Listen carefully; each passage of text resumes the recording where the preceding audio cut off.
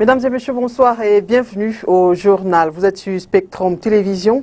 À la une de l'actualité de ce jeudi 7 octobre 2021, crise socio-politique dans les régions du Nord-Ouest et du Sud-Ouest. Jour 3 de la visite du Premier ministre dans la région du Nord-Ouest. Ce jour, accent mis sur les échanges avec la population qui a égrené son chapelet de revendications à l'émissaire du chef de l'État. Sur la table ont été débattus le climat pour une véritable discussion, le plan de développement économique de la région et bien évidemment la sécurité, d'autant plus que ces populations sont entre deux feux depuis environ 4 années. On parlera sport football dans ce journal. Le Cameroun sera face au Mozambique demain 8 octobre 2021 ici à Douala dans un stade de Japoma qui ne sera pas vide. En effet, la Confédération africaine de football a autorisé la présence du public, mais à moins de 24 heures de cette rencontre, certains tickets d'accès sont introuvables quand on sait que seules 10 000 places sont autorisées pour ce match. Mesdames et messieurs, une fois de plus, bonsoir et bienvenue au journal. C'est une édition bilingue et nous démarrons en langue anglaise avec vous, Catherine Koné. Good evening. Bonsoir, Oriane. Bonsoir, ladies and gentlemen. Thanks for joining us on another edition of the 8 p.m. Bilingual newscast on Spectrum Television. As she mentioned in her headlines, 7 delegations have today been received by the Prime Minister and Head of Government, Chief Dr. Joseph Diongute, to examine post a national dialogue recommendations. The Prime Minister's third working day visit was also a platform to welcome repentant separatist fighters, which wrapped off today's session. More with Josephine Binze. Paying attention to every detail counts as talks have gone in-depth today following the Prime Minister's third day of exchange with stakeholders in the Northwest region today at the Yaba Hotel. His working visit stretches smoothly as the head of state emissary has today consulted 7 delegations representing divisions in the Northwest region, which are Bui, Donga Mantung, Menchum, Momo, Ngoketunja, Boyo and Mezam divisions. Today has been a platform to channel the grievances of the population to the head of state emissary, Joseph Diongute, firsthand. The climate for mutual discourse was conducive as various development and economic plans were tabled. Security was, however, not left out as the civilian population for the past 4 years have been caught up in the crossfire between defense and security forces as well as separatist ringleaders. Joseph Diongute equally spelled out some of the lines of the special statutes which various heads of divisions carry the mandate to vehiculate these to their various subdivisions. Social Democratic Front Party Chairman John Frundi was privileged to give the closing remark of today's session as Cameroon broadcasts her understanding of democracy. And staying in the northwest region of the country, residents of Kikaikom in Kumbo, northwest region of Cameroon on Wednesday, October 6, 2021 took to their heels as men in military uniforms are said to have invaded the locality, burning houses and shooting guns. The terrifying incident made the locals, including nursing mothers and children, to run into the bushes for safety. It is worth noting that this is not the first time such a scene is happening. Several of these have been recorded since the start of the Anglophone crisis. The raid yesterday equally took place at the same time the Prime Minister and Head of Government, Chief Dr. Joseph Diongute, visited Bamenda to preach peace to the locals. And also we talk about something else. Southwest House of Chiefs just wrapped up a 2 days workshop in Maboya on the mechanism which these traditional rulers play in decentralization. More with Oni Ladonet. Are now called upon to know how to act properly, efficiently. Traditional rulers in the Southwest region have been drilled on the different strategies to adopt in order to better lead their people. What is responsible for the chiefs coming for this capacity building workshop is a result of the responsibilities they have been given in the code of regional and local authorities that requires them, as members of the House of Chiefs, to rule over all the devolved competencies that the Regional Assembly has. And this is contained in the 6 sections that the Constitution of 18 January 1996 made known to whole Cameroon, that the regions will be responsible for economic, social, health, cultural, education and sports development. As custodians of tradition, it is imperative for them to ensure effective communication in their different communities, both at the local and regional level. I can tell you that they are really equipped, emotionally, psychologically, but technically. They now know what it means being a manager. And there are 2 big principles that they have learned in helping them. Social cohesion. No more would you go to a chiefdom and some people are left out in the effort of development. They have also learned the concept of community engagement. No more would you find in communities projects are brought and heaped on the heads of the people.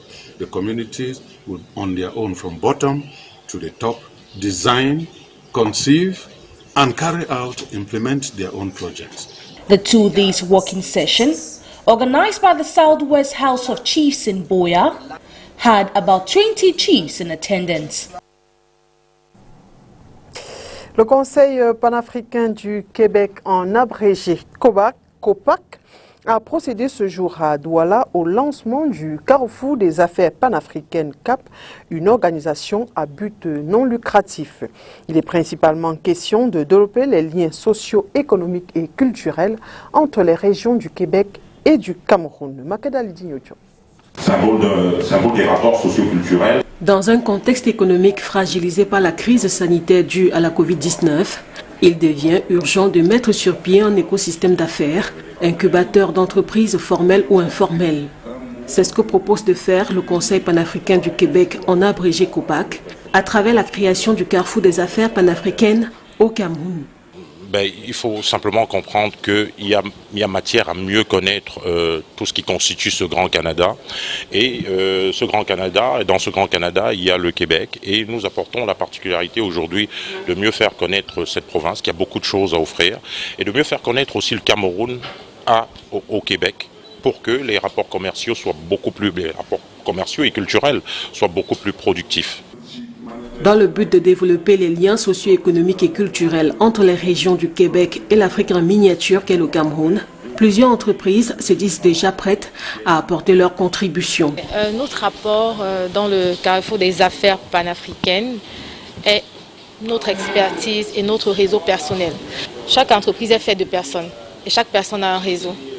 Dans le Carrefour des affaires panafricaines, c'est d'abord au niveau, n'est-ce pas, l'octroi, n'est-ce pas, des emplois aux jeunes Camerounais qui vont intégrer, n'est-ce pas, l'entreprise. Ça, c'est l'une des premières choses. L'autre contribution, c'est de donner notre petite expertise en fonction des différents services que nous avons pour mettre à disposition, n'est-ce pas, notre expertise auprès d'entreprises qui, d'une manière ou d'une autre, ont besoin, n'est-ce pas, d'un business model qu'on pourrait accompagner et aussi, pourquoi pas, financer si éventuellement le projet peut avoir un impact social.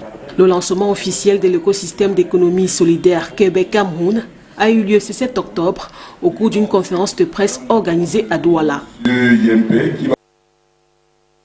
D'agriculture, des pêches, de l'élevage et des forêts du Cameroun, les nouveaux membres et dirigeants des organes collégiaux ont été installés ce jour à Yaoundé par le ministre de l'Agriculture, Gabriel Bayrobé. On fait le point avec vous, Mireille Sabzi.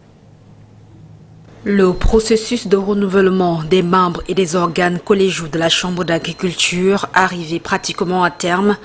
Les membres sont donc installés dans leurs fonctions ce jour par le ministre de l'Agriculture. Ça n'a pas été un travail facile sur le terrain, mais par les efforts fournis par l'équipe, nous avons pu présenter une liste à l'ouest, parmi lesquelles je suis le candidat des hauts plateaux. Section forêt. Pour la première fois, j'ai été élu, je viens d'être installé aujourd'hui en tant qu'honorable membre de la Chambre d'agriculture, des pêches, de l'élevage et des forêts du Cameroun. La spécificité se situe autour de la redynamisation de la Chambre pour que le redécollage économique du Cameroun ait lieu finalement à travers les secteurs productifs que sont l'agriculture, l'élevage, les pêches, la forêt et la faune. Nous souhaitons pour ce mandat de 5 ans que la Chambre d'agriculture soit vulgarisée, que les planteurs et les agriculteurs à la base puissent s'imprégner de ce que c'est la Chambre d'agriculture. Et par la suite améliorer le travail de l'agriculteur, défendre les intérêts des agriculteurs. Et nous sommes conscients des enjeux. Les enjeux sont très grands. Cette élection et surtout l'installation de ce jour s'inscrit dans un contexte particulièrement nouveau. Il revient aux producteurs de faire tout ce qu'il faut pour assurer la sécurité alimentaire au Cameroun, martèle le ministre de l'Agriculture. Mesdames et messieurs les membres élus, votre mandature qui commence un an après le début de la mise en œuvre de cette stratégie, à savoir la stratégie nationale de développement 2020-2030, devrait contribuer à l'atteinte des objectifs assignés au secteur rural. Rappelons que la Chambre d'agriculture est l'instrument de la mise en œuvre des politiques publiques dans le secteur de l'agriculture, des pêches, de l'élevage et des forêts au Cameroun. We now take you to Buea, southwest region of the country, where the Southwest Regional Assembly had a seminar on civic education for responsible citizenship for some youths on Wednesday, October 6, 2021, at the Multipurpose Youth Empowerment Center in Buea. The seminar was chaired by the President of the Southwest House of Chiefs, Chief Dr. Atem Ebako. Details in the following report. Youth in the Southwest region have been schooled on getting information from the right sources. This was during a seminar on civic education for responsible citizenship organized by the Southwest Regional Assembly on Wednesday, October 6, 2021 in Buea. Which the Regional Assembly intends to carry on from time to time. This is just a first step in a long series where the youths, who are the majority of the Southwest region, have to be reoriented so that they know exactly where this country is going to, and particularly where the Regional Assembly is asking them to see, and we follow that line of this country. All is within the context of decentralization. And in the decentralization process, there are 6 areas: economic development, educational development, health development, right up to youth and sports development. Now, this is not always commonplace in our country today for people to have the right information. They tend to get information from sources that are not reliable, that are not credible. So this first attempt of the Regional Assembly is to give the youths of the Southwest that opportunity to have information, to have education, from the right sources, quality information. So this is why we are here this afternoon, to speak with our children, to converse and discuss with our children together how we can move ahead. In French. The seminar, which took place at the Multipurpose Youth Empowerment Center, had in attendance the Commissioner for Education, Sports, Culture and Youth Affairs of the Southwest Region. Sanji Mirdak est le nouveau directeur général du Centre Pasteur du Cameroun. Il a été nommé ce jour par décret présidentiel. Le directeur des recherches remplace à ce poste le professeur Elisabeth Carniel, en poste depuis 2017. Des obsèques officielles pour Sa Majesté Ibrahim Bombon-Joya, sultan roi des Bamoun. C'est la quintessence d'un décret du chef de l'État rendu public ce jour. Celles-ci auront lieu samedi 9 octobre 2021 à Fumban. Et c'est Joseph John Gouté, le Premier ministre, qui sera le représentant personnel du président de la République à ces obsèques. La dépouille du monarque, précisons-le, arrive ce soir à 20h30 via l'aéroport international de Yaoundé-Simalène. Hommages et prières sont au programme. Le corps du défunt roi quitte la capitale politique à 2h du matin, vendredi 8 octobre, direction Fumbane. Un bref arrêt sera fait à Tonga et à Banekane-Manja, c'est dans la région de l'Ouest. Un autre bref arrêt sera effectué à l'entrée du pont sur le Noun, où des rites traditionnels seront faits. Autre arrêt, cette fois-ci à 14h à la porte des tranchées de Fumbane, où se feront encore des rites traditionnels. 14h30, arrivée au palais des rois Bamouna Fumbane, installation dans la salle des trônes pour des rites traditionnels et recueillement. À 22h, le monarque sera transféré à la mosquée départementale du Noun pour la veillée. Et puis samedi 9 octobre, 10h, cérémonie officielle d'hommage au village du Ngon. Et à 12h00, ce sera la fin des cérémonies. Âgé de 83 ans, Sa Majesté Ibrahim Bombon-Dioya est décédé le lundi 27 septembre 2021 dans un hôpital parisien où il avait été évacué quelques jours plus tôt. Le sénateur et roi des Bamoun, pilier dans sa formation politique, le RDPC, a également connu une longue carrière administrative. Dans le reportage qui va suivre, ses camarades du Rassemblement démocratique du peuple camerounais et des historiens lui rendent hommage. À 83 ans, il demeurait l'une des personnalités les plus influentes du Cameroun. Le 19e sultan, roi des Bamoun, est décédé à l'hôpital américain de Paris. Il y avait été admis d'urgence à la mi-septembre, en provenance du centre des urgences de l'hôpital central, où il avait été admis au bord de cette ambulance, partant de chez lui, de ses 2 pieds, à la suite d'une contamination au coronavirus. Pourtant, il avait pris son vaccin. Par sa disparition, sonne le glas d'une ère pour les Bamoun, ce peuple installé depuis 7 siècles dans les montagnes de l'Ouest Cameroun, précisément dans le département du Noun. Certains historiens se souviennent de lui comme d'un homme intègre. Il a marqué également son passage par une certaine tolérance politique. Vous savez que dans le royaume Bamoun cohabitaient 2 formations politiques dirigées par des Bamoun, l'un étant le souverain et l'autre étant le sujet, mais qui ont cohabité. Et le sujet est arrivé au sujet de vaincre le souverain, puisqu'il est devenu le maire de la ville à plusieurs reprises, mais le souverain n'en a pas tenu une rancune tenace. Sénateur RDPC, le sultan Ibrahim Bombon-Dioya était donc également le roi des Bamoun. L'homme caractérisé par une riche culture était le descendant de Charien, venu de la plaine Tikar en 1934. Fils de Seydou Njimolu, Ibrahim Bombon-Dioya est né le 27 octobre 1937 à Fumbane. Le 10 août 1992, il est intronisé sultan, roi des Bamoun, à la suite du décès de son père. C'est important. Vous savez, les Français avaient interdit l'Ongon. L'Ongon qui était dans ce mouvement culturel et même sociopolitique des Bamoun, où ils exprimaient leur sociabilité et leur réconciliation chaque fois. Donc, Bombon-Dioya a réussi à refaire renaître l'Ongon. Vous voyez, son grand-père a fait la langue, et lui, il a fait donc ce retour à la tradition qui me semble suffisamment importante. Pour ce qui est de sa carrière politique, l'histoire enseigne qu'en 1984, Ibrahim Bombon-Dioya est d'abord membre haut placé de l'UNCDA Madoua Idjo.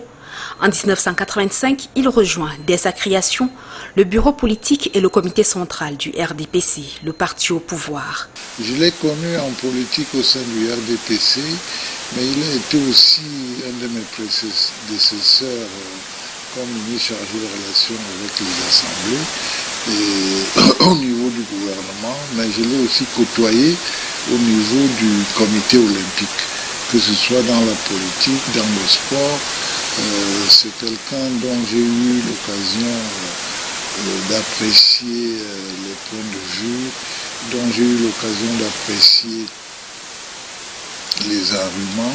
Rappelons qu'après des études primaires et secondaires, respectivement à Fumban et en métropole française, c'est au lycée général Leclerc de Yaoundé qu'Ibrahim Bombondjoya décroche son baccalauréat avant de s'envoler pour l'Institut d'études administratives africain de Dakar au Sénégal, où il obtient un diplôme de second degré.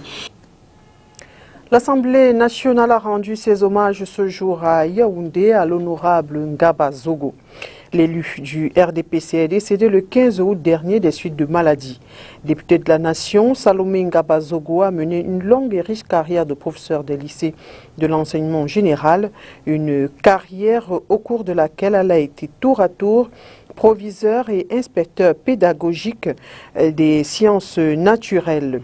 La défunte a en 1973 à l'université de Yaoundé obtenu une licence en cette matière. Salomé Ngaba Zogo s'envolera ensuite pour la France et entre à l'école normale supérieure où elle obtient un certificat d'aptitude au professorat de l'enseignement secondaire.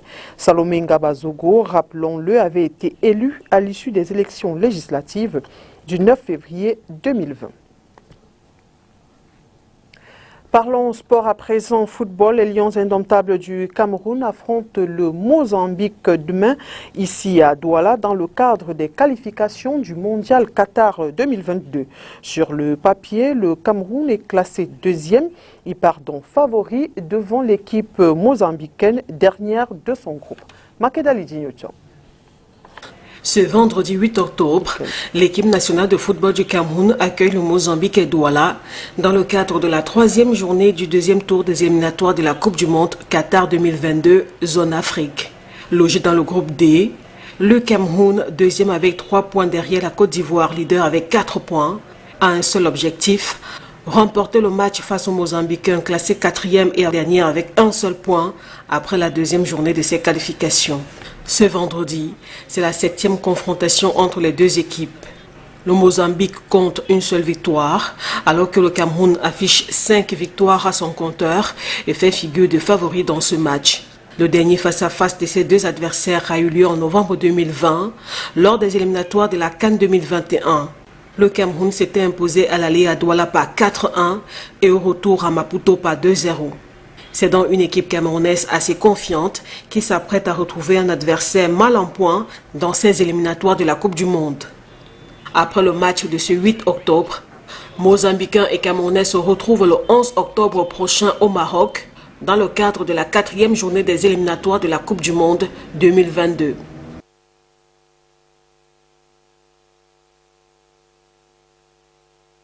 Le complexe de 50 000 places, le complexe de Japoma, qui compte 50 000 places, ne sera donc pas vide. La Confédération africaine de football a en effet autorisé la présence du public. Au total, ce sera 10 000 tickets d'accès à ce stade qui viennent d'être mis en vente. Seulement, 24 heures après les premières ventes des billets, les tickets de 2 000 francs CFA sont déjà introuvables. Léla Renganzo.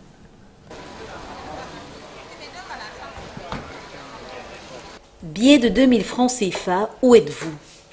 Ils étaient nombreux ce matin du 7 octobre 2021 à réclamer ce ticket à la délégation régionale des sports et de l'éducation physique pour le littoral.